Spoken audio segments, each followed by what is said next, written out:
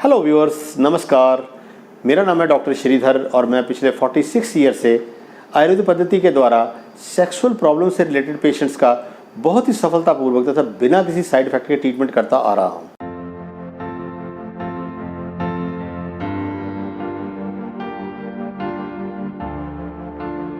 मेरे बहुत से व्यूअर्स मुझे शीघ्र पतन या प्री मैच्योर इजैकुलेशन तथा पूरे इरेक्शन के बारे में बहुत से क्वेश्चन पूछते रहते हैं। तो आज हम बात करेंगे प्री मैच्योर इजैकुलेशन यानी शीघ्र पतन के बारे में। तो इसको समझने से पहले मैं आपको सेक्सुअल इंटरकोर्स के बारे में थोड़ा सा जानना बहुत ज़्यादा ज़रूरी है। सेक्सुअल इंटरकोर्स के मेनली 3 फेजेस होते हैं। Number 1 excitement phase, number 2 plateau phase, number 3 orgasm and ejaculation phase. हमारी 5 इंद्रियां हैं, touch, taste, hear, smell, seeing. जब हम अपने पार्टनर को टच करते हैं, टेस्ट करते हैं, स्मेल करते हैं, देखते हैं, सुनते हैं, तो हमारी 5 इंद्रियां जो है वो उत्तेजित होती हैं और हमारे ब्रेन के अंदर एक हार्मोनल थ्रिल पैदा होती है जिसे हम जोश भी कह सकते हैं। ये हार्मोनल थ्रिल हमारे ब्रेन से हमारी स्पाइनल कॉर्ड यानी पीठ से होती हुई हमारे लिंग तक पहुंचती है और लिंग में तनाव आना शुरू हो जाता है। इसे कहते हैं एक्साइटमेंट फेज। इसके बाद हम अपनी इंद्रियों को बारी बारी से स्टिमुलेट करते हैं, उत्तेजित करते हैं या तृप्त करते हैं, तो वैसे वैसे एक्साइटमेंट जो है बढ़ती जाती है। जैसे जैसे एक्साइटमेंट बढ़ती जाती है वैसे वैसे जो लिंग का तनाव है वो भी बढ़ता जाता है। तो इसको कहते हैं फोर प्ले या प्लेट्यू फेस। जब ये प्लेट्यू फेस या फोर प्ले अपनी चरम सीमा तक पहुंच जाता है, पीक तक पहुंच जाता है, तो फिर शुरू होता है पेनिट्रेशन का फेस। पेनिट्रेशन में जो मेल है वो अपना ऑर्गन फीमेल की वजाइना के अंदर पेनिट्रेट करता है या इंसर्ट करता है। तो इस समय से शुरू होकर जब तक मेल पर्सन जो है वो इजैकुलेट नहीं होता, उस फेस, इस टाइम को हम कहते हैं intra vaginal ejaculatory latency period, IELT. यानी वो टाइम जब से मेल पर्सन का जो लिंग है वो औरत की वजाइना के अंदर गया और उसके बाद जब तक वो इजैकुलेट नहीं हुआ, तो इस सारे पीरियड को इंट्रावजाइनल लेटेंसी पीरियड कहा जाता है।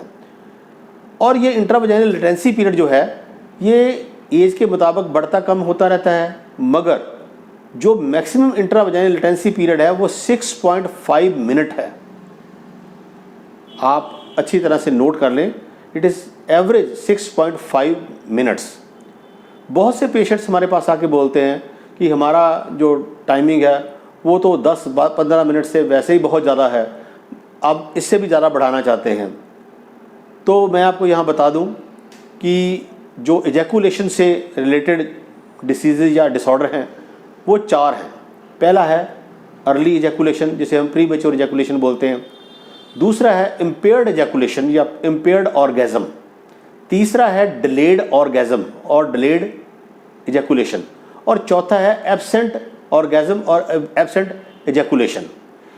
अगर किसी पेशेंट का जो लिंग है वो 2-3 मिनट के अंदर डिस्चार्ज होता है तो उसे हम अर्ली इजैकुलेशन बोलते हैं। अगर वो 6 मिनट से पहले पहले हो जाता है तो उसको प्री मैच्योर इजैकुलेशन बोलते हैं।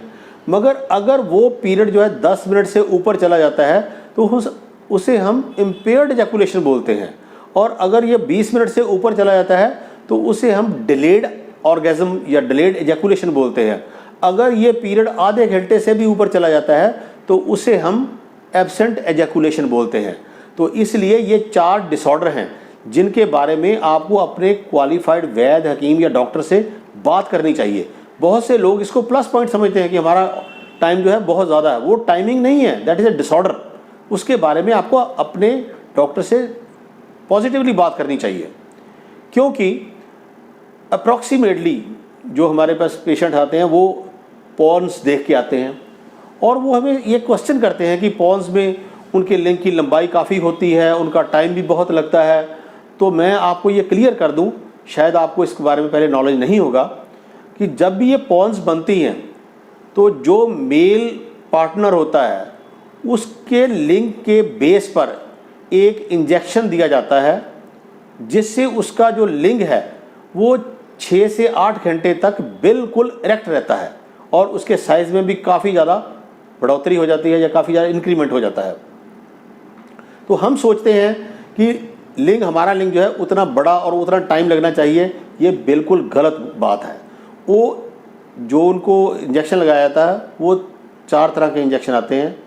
एक तो होता है सिंपल इंजेक्शन, और दूसरा होता है जिसको हम बोलते हैं बाई मिक्स, दूसरा ट्राई मिक्स, तीसरा क्वाड मिक्स। जो बाई मिक्स होता है उसमें 2 इंजेक्शन होते हैं, जो ट्राई मिक्स होता है उसमें 3 इंजेक्शन होते हैं, और जो क्वाड मिक्स होता है उसमें 4 इंजेक्शन होते हैं। मतलब एक इंजेक्शन में ही 4 इंजेक्शन होते हैं। तो वो इंजेक्शन जो है उसको इंसुलिन सिरिंज से उसके लिंग के बेस के ऊपर लगाया जाता है, और उससे उसका टाइमिंग और उसकी इरेक्शन जो है वो 8 घंटे तक पूरी तरह से बरकरार रहती है। इसलिए आप पॉन्स मूवी को देखकर अपने लिंग को बढ़ाने की या अपने टाइम को बढ़ाने की बिल्कुल कोशिश मत करिए। They people are under the effect of medicines, वो फार्माकोलॉजिकल इफेक्ट के अंडर होते हैं, जिससे उनका लिंग का साइज़ और उनका जो टाइमिंग है वो इंक्रीज़ होता है। उसके बाद आता है कि इसके क्या क्या कारण हैं। तो जो प्री मैच्योर इजैकुलेशन है, इसके कारणों में सबसे बड़ा कारण है एंग्जाइटी। दूसरा है सेक्सुअल इनएक्सपीरियंस, पेशेंट को सेक्स के बारे में पूरा नॉलेज ही नहीं है। तीसरा है deterioration of relationship between the partners, partners के आपस में रिलेशन अच्छे नहीं हैं। चौथा है विक्टिमाइज बाय द पार्टनर, बहुत से पार्टनर जो होते हैं वो अब फीमेल पार्टनर अपने मेल पार्टनर को कोऑपरेट नहीं करते, जिससे उनको प्री मैच्योर इजैकुलेशन और पूरे इरेक्शन दोनों चीज़ें हो जाती हैं। और पांचवा है परफॉर्मेंस अंडर स्ट्रेस, जब भी आप परफॉर्म करने के लिए जाते हो तो आप अपने मन में ये धारणा बना के जाते हो कि आज मैंने टाइमिंग बहुत इंक्रीज़ करनी है, मैंने इरेक्शन बहुत इंक्रीज़ करनी है, एंड अगेन यू फेल।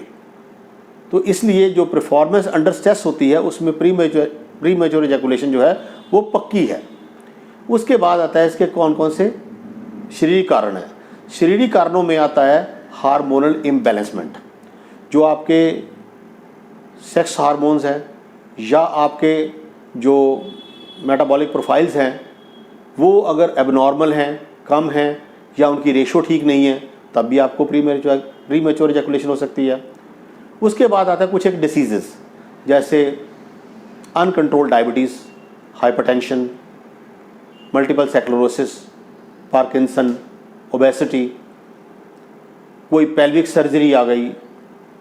इसके अलावा सक्रोटल और inguinal hernial repair, radiation, prostatectomy, प्रोस्टाइटिस, कुछ एक बीमारियां जो लॉन्ग स्टैंडिंग बीमारियां हैं जिनमें आपका जो सेक्सुअल इम्पैक्ट है वो तो कम नहीं होता, सेक्सुअल पोटेंशियल तो आपका बिल्कुल ठीक रहता है, मगर इनएबिलिटी टू परफॉर्म की वजह से आप प्री मैच्योर इजैकुलेशन के शिकार बन जाते हैं।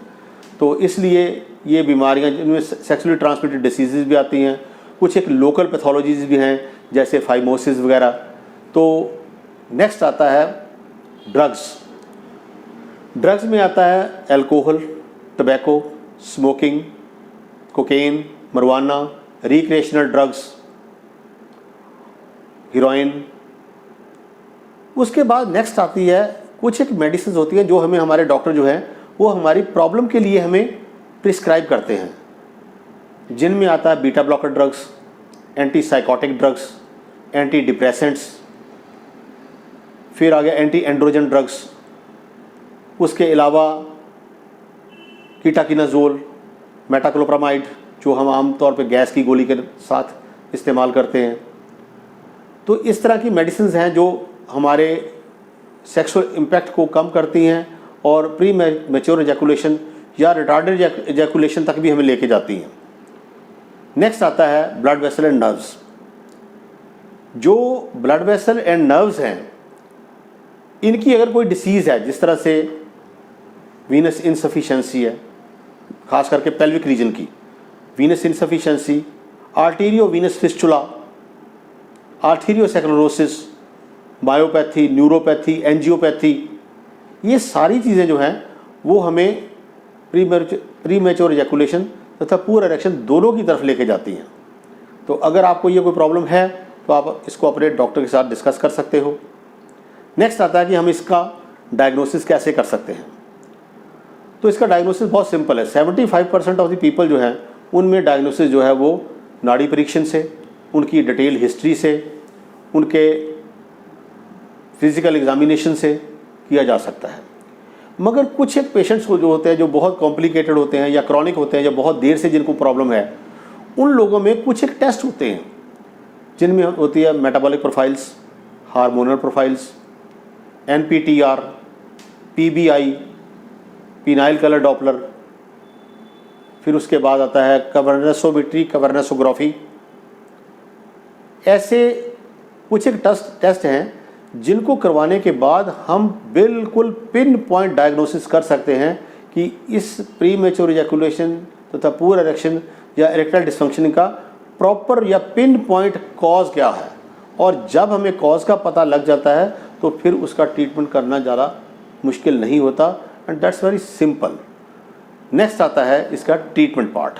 ट्रीटमेंट पार्ट में आयुर्वेद में इसके लिए हम रसायन, बाजीकरण, उत्तेजक, शुक्रल, स्तंभक, शामक ये द्रव्य देते हैं। इन द्रव्यों में जो मेन है वो है सफ़ेद मूसली, शतावर, अश्वगंधा, कौंच बीज, कोठ, जायफल, जवित्री, अकरकारा, ताल मखाना, मखाना, मुश्कदाना, जौ, इंद्रजौ, सोना पाठा, शिलाजीत, केसर, कुछ एक भस्में। तो ये जो जितने भी द्रव्य हैं इनको अपनी मर्ज़ी से इस्तेमाल नहीं करना चाहिए। आपको अपने क्वालिफाइड वैद्य या डॉक्टर या हकीम से अपने तकलीफ़ के बारे में पूरी डिटेल्स में बात करने के बाद इन द्रव्यों का चयन आपके गुण, दोष, धातु तथा प्रकृति के अनुसार किया जा सकता है। और वो द्रव्यों को एक द्रव्य को देना है या द्रव्यों का मिश्रण देना है, ये भी आपका जो वैद्य या हकीम है वो डिसाइड करता है। और उसको किस अनुपान के साथ देना है, यानी कि किस चीज़ के साथ आपने उसका प्रयोग करना है और किस मौसम में या किस ऋतु में उसका यूज़ करना है, ये भी आपको आपका वैद्य, हकीम या डॉक्टर जो है वो ज़रूर बताता है। मुझे आशा है कि ये वीडियो मेरा आपको बहुत अच्छा लगा होगा। अगर अच्छा लगा है तो इसे लाइक कीजिए, शेयर कीजिए और इसे सब्सक्राइब कीजिए ताकि मेरे आने वाले नॉलेजेबल वीडियो आपको आसानी से मिल सके। नमस्कार, जय हिंद, जय भारत, सर्वे संतु निरामय।